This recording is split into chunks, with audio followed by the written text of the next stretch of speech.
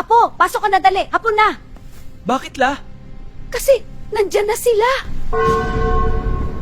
Dapit hapon ay nakakaantok para sa iba, pero ito ay nakakasigla sa angkan nilang mga aswang. Sa karamihan ng tao, ang dapit hapon ay oras ng paghikab, oras ng pagpapahinga. Sandali na unti-unting lumalamig ang hangin, kumukupas ang liwanag, at nagiging mapayapa ang paligid. Pero hindi ganoon para sa angkan nila. Sa tuwing papalubog ang araw, parang may kakaibang sigla na gumising sa dugo ng bawat miyembro ng kanilang lahi. Mula sa pinakamatanda hanggang sa pinakabata, iisa ang pakiramdam. Para bang binubuksan ng dilim ang mga ugat nila. Para bagang humahaplos ang hangin sa balat nila at naghahatid ng lakas na hindi kayang ibigay ng araw. At sa gitna ng lahat ng iyon, nandoon si Mara, ang pinakabatang miyembro ng angkan. Tahimik siyang nakaupo sa bato habang pinagmamasdan ang paligid. Sa araw, mukha lang siyang ordinaryong dalaga, payat, tahimik, halos hindi pinapansin. Pero pagdating ng dapit hapon, unti-unti siyang nagiging iba. Nag-iiba ang kinang ng mata niya. Nagpapatalim ang pang-amoy niya. At parang may gumigising sa sikmura niyang matagal nang walang laman. Sa malayo, naririnig na niya ang mga matatandang aswang na nagsisimula ng gumalaw sa loob ng lumang bahay nila. Mula sa itaas ng bubungan, nagbubulungan na ang mga tiyahin niya, naghahanda para sa panggabing lipad. Sa silong, naririnig niyang gumagapang ang pinsan niyang lalaki. Sumasayad ang kuko sa kahoy habang pinipigilan ang sariling gutom. Dito nagsisimula ang ritual nila tuwing dapit hapon. Hindi sila kumakain sa araw. Hindi sila kumikilos sa tanghali. Hindi sila lumalabas sa umaga. Ang dapit hapon ang tawag nila na oras ng paggising. At itong oras na ito ang pinaka-importante. Kasi dito nila pinaghahanda ang katawan nila para sa hapunan.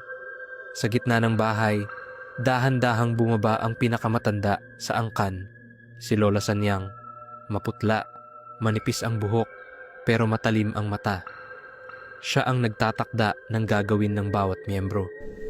Maghanda na kayo. Sabi niya ng Mas paos. mabilis ang takot ng tao kapag ramdam nila na paparating na tayo. Lumingon siya kay Mara. At ikaw, ngayon ka susubok. Ito ang una mong gabi. Kinilabutan si Mara. Hindi man siya huminga ng malalim, ramdam niya ang bigat ng hangin. Unang gabi, unang lipad, unang paghanap ng hapunan. Pero bago siya makagalaw, may narinig silang yabag sa labas. Mabilis, nagmamadali, at hindi pangkaraniwan. Kasunod nito ang sigaw mula sa isa sa mga kapatid niya. May tao sa labas!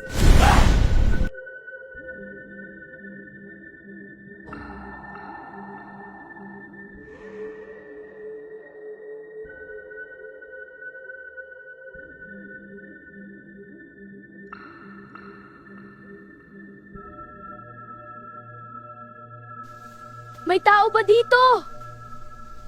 May hinahanap lang ako.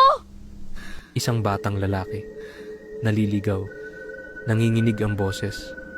Hindi pa nakakapagsalita si Mara nang maglakad palabas ang mga matatanda niyang tiyahin. Mabagal, madulas ang kilos, pumipikit ang kanilang mga mata sa bawat hakbang, humahaplos ang dila sa labi. Lola, hindi niyo ba sila pipigilan? Mahina niyang sambit. Ngumiti si Lola Sanyang, isang ngiting alam ni Mara mula pagkabata. Alam mo nak, hindi lahat ng hapunan ay hinahanap. Minsan sila na ang basta lalapit. At doon niya naunawaan kung bakit buhay ang dugo ng angkan tuwing dapit hapon.